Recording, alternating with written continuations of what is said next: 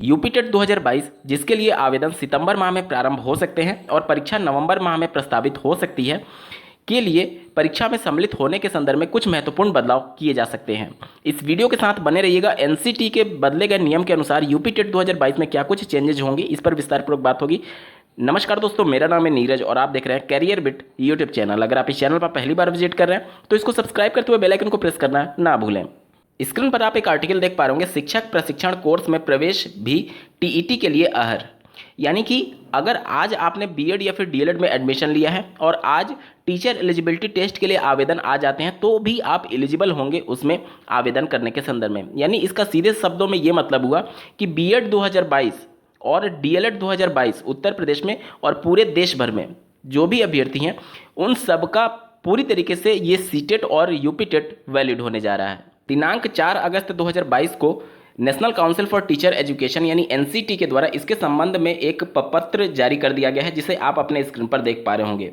इसमें माननीय supreme court के फैसले का जिक्र करते हुए एनसीटी ने केवल अगर आपने एडमिशन ले भी लिया है तो भी आप पात्र होंगे, इसके संदर्भ में इस आदेश में लिखा गया है। यानी कि अब जो बैक पेपर को लेकर के, जो सेकेंड ईयर को लेकर के जो कुछ भी चीज़ें चल रही थी वो सब कुछ खत्म हो गई हैं।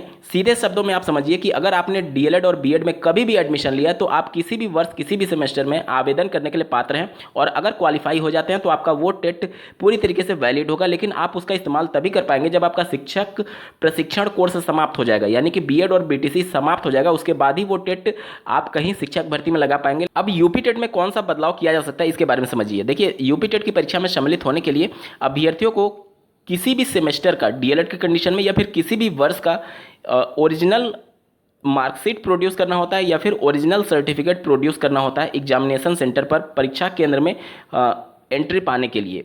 अब एनसीटी ने चूंकि इस शर्त को ही समाप्त कर दिया है तो अब यूपी टेट 2022 में इस शर्त को भी समाप्त करना चाहिए कि जो ओरिजिनल मार्कशीट या फिर ओरिजिनल सर्टिफिकेट मांगा जाता है वो ना मांगा जाए। क्योंकि आज अगर बीएड बीटीसी में कोई अभ्यर्थी एडमिशन लिया है तो निश्चित तौर पर उनके पास मार्कशीट या फिर सर्टिफिकेट नहीं होगा और एनसीटी की गाइडलाइन के अनुसार इनको भी मान्य कर दिया गया है। तो अब इस शर्त को यूपी टेट 2022 में से हटाया जा सकता है। यूपी टेट कराने वाली संस्था यानी कि परीक्षा नियामक प्राधिकारी एक ऐसी संस्था है जब तक इनको अलग से लेटर एनसीटी जारी नहीं करता है तब तक ये उनके किसी भी कानून को नहीं मानते हैं। आप पिछली भर्ती जो जूनियर एडेड सहायक अध्यापकों की भर्ती हुई थी उसमें देखे होंगे कि 50% की अनिवार्यता रखी गई थी, जबकि माननीय सुप्रीम कोर्ट और माननीय कोर्ट के आदेश के बाद एनसीटी ने एक पब्लिक नोटिस जारी करते हुए ये सूचना दे दी थी कि 50% की अनिवार्यता खत्म हो चुकी है। बावजूद इसके एनसीटी के उस प्रपत्र के जारी करने के बाद भी सचिव परीक्षा नियामक प्राधिकारी कार्यालय का स्पष्ट शब्दों में यह कहना था कि हमारे पास इस प्रकार का कोई भी गाइडलाइन नहीं है या फिर उत्तर प्रदेश सरकार ने हमें इस प्रकार की कोई भी गाइडलाइन मतलब एक तरीके से आदेश इशू नहीं किया है। देखिए, आप जो नियम मानते हैं वो एनसीटी के नियमों को मानते हैं तो इसमें उत्तर प्रदेश सरकार का कोई रोल होना ही नहीं चाहिए था। परीक्षा नियामक प्राधिकारी एक ऐसी संस्था है, हर वो छोटी छोटी चीज़ के लिए उत्तर प्रदेश सरकार से अनुमति मांगती है, जबकि आप रूल फॉलो करते हैं एनसीटी का और अनुमति मांगते हैं उत्तर प्रदेश सरकार के द्वारा। तो ये सभी चीज़ें इस बार भी फंसाई जा सकती हैं यूपी टेट की परीक्षा में। सचिव परीक्षा नियामक प्राधिकारी कार्यालय द्वारा फिर से एक बार बहाना बनाया जा सकता है कि जब तक हमारे पास इसके संबंध में एनसीटी कोई पत्र नहीं लिखता है तब तक हम इस नियम को नहीं मानेंगे। तो ये मामला जब जूनियर एडेड में सामने आया तो लोग बच्चे जो थे वो माननीय इलाहाबाद हाई कोर्ट का दरवाजा खटखटाए 50% की अनिवार्यता को खत्म करने के संदर्भ में। मतलब इतना बेवकूफ़ाना वाला ये इनके फैसले होते हैं। नोटिफिकेशन जारी करते समय इतने ज़्यादा पेचीदा नियम बना दिए जाते हैं जिसकी वजह से मामले कोर्ट चले ही जाते हैं, क्योंकि आप एनसीटी के अंडर आ रहे हैं और उन्होंने जब स्पष्ट कर दिया है कि इस प्रकार की कोई शर्त नहीं है तो आपको भी इससे नोटिफिकेशन में चेंज करते हुए इस प्रकार की अनिवार्यता जो कि आप परीक्षा में सम्मिलित होने के लिए मार्कशीट और सर्टिफिकेट मांगते हैं उसे खत्म कर देना चाहिए। एनसीटी के इस नोटिफिकेशन के बाद से सोशल मीडिया साइट्स पर मिली जुली प्रतिक्रिया सामने आ रही है। कुछ लोग दावे कर रहे हैं कि पैसे कमाने के लिए ये किया गया है और कुछ लोग कह रहे हैं कि इससे अतिरिक्त बोझ पड़ेगा जो कि डीएलएड और बीएड में अभ्यर्थी एडमिशन ले रहे हैं। उनको डीएलएड और बीएड की सेमेस्टर परीक्षा और वार्षिक परीक्षा के साथ साथ यूपी टेट और सीटेट पर भी फोकस करना होगा। देखिए, ऐसा नहीं है। हो सकता है कि आपके संज्ञान में ये चीज़ें ना हो। यहाँ पर मैं बिल्कुल क्लियर कर दूं कि कुछ चीज़ें ऐसी होती हैं जो कि ना तो आयोग के हाथ में होता है और ना ही रेगुलेटरी बॉडी यानी कि एनसीटी के हाथों में होता है। ये जो फैसला, ये नोटिफिकेशन जारी किया गया है, ये माननीय सुप्रीम कोर्ट के आदेश के आधार पर जारी किया गया है। आप नोटिफिकेशन में साफ शब्दों में पढ़ सकते हैं कि माननीय सुप्रीम कोर्ट के उस वर्डिक्ट का भी जिक्र किया गया है, 2 पैराग्राफ में मेंशन किया गया है। आप अपने स्क्रीन पर भी देख पा रहे होंगे। मामला ये था कि उत्तर प्रदेश के बेसिक शिक्षा विभाग, यानी सीधे शब्दों में आप समझ लीजिए उत्तर प्रदेश सरकार माननीय कोर्ट का दरवाजा खटखटाती है टेट इनवैलिडिटी वाले मैटर में, जिसमें ऐसे अभ्यर्थी जो कि सेकेंड ईयर में रहे बिना यानी फर्स्ट ईयर में रहते हुए ही उन्होंने टेट क्वालिफाई कर लिया था, उसके बाद शिक्षक बन गए थे, तो उन सबको बाहर निकालने के लिए शिक्षा विभाग ने माननीय कोर्ट का दरवाजा खटखटाया कि एनसीटी की गाइडलाइन के अनुसार जो परसुइंग वर्ड था उसका सही से व्याख्या अभी तक नहीं हो पाया था, जिसकी वजह से ये सभी जो पहले सीटेट और यूपी टेट के लिए नोटिफिकेशन आता था उसमें साफ शब्दों में मेंशन होता था कि सेकेंड ईयर में रहते हुए ही अभ्यर्थी आवेदन करने के लिए पात्र हैं। तो शिक्षा विभाग इस मामले को माननीय कोर्ट में चैलेंज किया। माननीय कोर्ट की तरफ से शिक्षा विभाग के फेवर में फैसला आया, क्योंकि उस समय जो एनसीटी का जो गाइडलाइन है, जो इसके पॉइंट 5 के अनुच्छेद 2 में लिखा गया है कि परसुइंग वर्ड किस प्रकार से डिफाइन होगा, इसको सही से माननीय सिंगल बेंच के द्वारा व्याख्या नहीं किया गया। क्योंकि देखिए, ये जो कानून बनाने या फिर कानून को चैलेंज करने का जो अधिकार होता है वो डबल बेंच या फिर माननीय सुप्रीम कोर्ट का होता है, ठीक है। तो इस वजह से यहाँ से जो एनसीटी की गाइडलाइन थी, जो एग्जिस्टिंग गाइडलाइन थी, उसी के आधार पर फैसला दे दिया गया।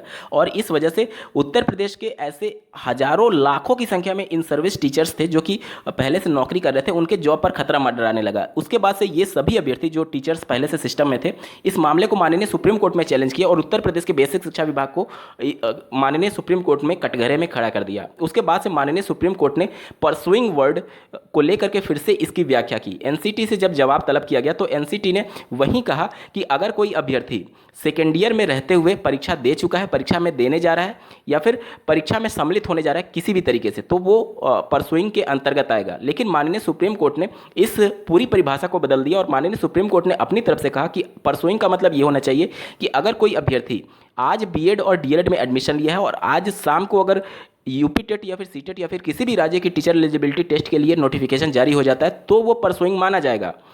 इस वजह से माननीय सुप्रीम कोर्ट ने इस अभ्यर्थियों के फेवर में फैसला दिया कि अगर आज एडमिशन लेने के बाद भी अगर कोई टेट सीटेट क्वालिफाई कर लेता है तो ये उसकी योग्यता हुई। और इसके बाद से रेगुलेटरी बॉडी यानी एनसीटी को आदेश दिया कि सभी के जो इस प्रकार के टेट हैं उनको मान्य किया जाए। और एनसीटी ने दिनांक 4 अगस्त 2022 को इसके संदर्भ में पब्लिक नोटिस जारी करते हुए ये कंफर्म कर दिया है कि आप कभी भी टेट सीटेट क्वालिफाई रहें, आपका पूरी तरीके से वैलिड होगा माननीय सुप्रीम कोर्ट के आदेश के अनुसार। तो यहाँ पर पैसे कमाने के लिए रेगुलेटरी बॉडी या फिर आयोग, सीबीएसई या फिर पीएनपी इस प्रकार का कार्य नहीं किया जा रहा है, ये माननीय सुप्रीम कोर्ट के आदेश पर किया गया है। और अगर पैसा ही कमाना होता तो आप देखे होंगे कि पिछले वर्ष जब एनसीटी ने जो वैलिडिटी सीटेट की 7 साल होती थी उसको लाइफ टाइम कर दिया है और जो यूपी टेट की पहले 5 साल होती थी उसको भी लाइफ टाइम कर दिया गया है। तो ये पैसे कमाने का जरिया नहीं है। अगर पैसा कमाना ही होता तो उसको लाइफ टाइम कम ना करके और कम किया जाता ताकि ज़्यादा से ज़्यादा लोग आवेदन करें हर 2 साल 3 साल पे। तो हर चीज़ एक तरीके से गलत नज़रिए से और निगेटिव पॉइंट नहीं सोचना चाहिए। ये फैसला माननीय सुप्रीम कोर्ट के आदेश के आधार पर आया है। इस वजह से एनसीटी जो रेगुलेटरी बॉडी है उसने पब्लिक नोटिस जारी करते हुए ये क्लेरिफिकेशन दी। और जहाँ तक इस बात का सवाल है कि अभ्यर्थियों पर अतिरिक्त तो बोझ पड़ेगा कि डीएलएड की सेमेस्टर परीक्षा और बीएड की वार्षिक परीक्षा के साथ उनको टेट सीटेट पर भी फोकस करना पड़ेगा, तो इस प्रकार की कोई अनिवार्यता नहीं है कि आप फर्स्ट ईयर में रहते हुए ही आवेदन करें। देखिए, नियम केवल ये हुआ है कि कभी कभी टेट वैलिड होगा। आपके लिए ये नहीं कहा जा रहा कि आप फर्स्ट ईयर में ही आवेदन करें, आप सेकेंड ईयर में रहते हुए आवेदन करें, क्योंकि फर्स्ट ईयर में रहते हुए अगर आप क्वालिफाई कर भी लेते हैं तो आप उसका तो यूज कर ही नहीं पाएंगे जब तक आपका बीएड और एक तरीके से डीएलएड समाप्त नहीं होगा। तो ये किसी पर बोझ नहीं है, ये उन अभ्यर्थियों को राहत दी गई है जो कि फर्स्ट ईयर में रहते हुए टेट क्वालिफाई कर लिए थे और इन सर्विस टीचर्स थे। तो उसी के बेस पर यह फैसला दिया गया कि सभी के लिए ये लागू होगा और सभी पर ये मान्य होगा। तो आप सेकेंड ईयर में रहते हुए आवेदन करिए या फिर पूरा बीएड बीटीसी पास करके फिर आवेदन करिए, उससे आयोग आपको एक तरीके से मजबूर नहीं कर रहा है कि आप फर्स्ट ईयर में रहते हुए ही आवेदन करिए। आपके लिए सुविधा दे दी गई है कि अगर आप कैपेबल हैं, सबको एक साथ हैंडल कर सकते हैं, तो आप आवेदन करिए फर्स्ट ईयर में, कभी भी आवेदन करिए, आपका पूरी तरीके से वैलिड होगा। और न्यायिक प्रक्रिया के अंतर्गत जो भी फैसले आते हैं उस पर सोशल मीडिया साइट्स पर टिप्पणी करने से बचना चाहिए। हालांकि एनसीटी ने जो लाइफ टाइम वैलिडिटी की थी उसमें पूरा फैसला एनसीटी का ही था, तो उस पर आप कुछ कमेंट वगैरह कर सकते हैं या फिर इस प्रकार का कोई भी अपनी प्रतिक्रिया दे सकते हैं, क्योंकि एनसीटी का वो आदेश था कि लाइफ टाइम वैलिड किया जाए। हालांकि वो गलत फैसला माना जाएगा, क्योंकि लाइफ टाइम करना कभी भी एक तरीके से सही नहीं है, इस वजह से क्योंकि शिक्षण के कार्य में आप शिक्षक को हमेशा अपडेटेड होना चाहिए। और आज से 10 साल पहले, 11 साल पहले 2011 में जो यूपी टेट या फिर सीटेट का पेपर हुआ था उसका लेवल आप देखेंगे तो आज के लेवल से बहुत कम है। तो बहुत से राज्यों में आज भी टेट के बेस पर भर्तियों में सीधे तौर पर नंबर जोड़े जाते हैं या फिर उसी के आधार पर मेरिट बनाई जाती है। तो जाहिर सी बात है जो अभ्यर्थी 2011 में टेट क्वालिफाई किया होगा उसके नंबर ज़्यादा होंगे, क्योंकि पेपर रिस्पेक्टिवली बहुत आसान आते थे। तो एक तरीके से इक्वल पैमाने पर लाने के लिए, और आज जो 2022 में यूपी टेट सीटेट क्वालिफाई करेंगे उनका लेवल काफ़ी हाई हो चुका है पहले के पेपर के अपेक्षा। तो जिन राज्यों में केवल टेट के बेस पर मेरिट बनती है उन राज्यों के लिए जो नए अभ्यर्थी हैं जिनका मेरिट कम होगा या फिर पहले अभ्यर्थी जिनका मेरिट ज़्यादा होगा, तो एक पैमाने पर अभ्यर्थी नहीं आ पाएंगे। तो ये सभी चीज़ें कंसीडर करनी चाहिए थी, और वैलिडिटी को कभी भी लाइफ टाइम नहीं करना चाहिए था, क्योंकि शिक्षण कार्य एक ऐसा कार्य है जिसमें हमेशा शिक्षक को अपडेट होना चाहिए। और आप 10-15 साल पहले का टेट भी लाइफ टाइम के लिए वैलिड कर रहे थे, तो ये चीज़ें ठीक नहीं थी। ये एनसीटी का फैसला था और इस पर आप किसी भी प्रकार की प्रतिक्रिया दे सकते हैं। लेकिन जो अभी एलिजिबिलिटी मैटर को लेकर के एनसीटी ने गाइडलाइन जारी किया है, ये एनसीटी ने अपनी तरफ से नहीं किया, माननीय सुप्रीम कोर्ट के आदेश के आधार पर किया है, जिस पर प्रतिक्रिया देने से सभी अभ्यर्थियों को सोशल मीडिया साइट्स पर बचना चाहिए, क्योंकि न्यायिक प्रक्रिया में सबका एक तरीके से विश्वास होना चाहिए और सम्मान भी करना चाहिए। इस वीडियो को देखने के लिए आपका बहुत बहुत धन्यवाद। भगवान करे आपका दिन शुभ हो।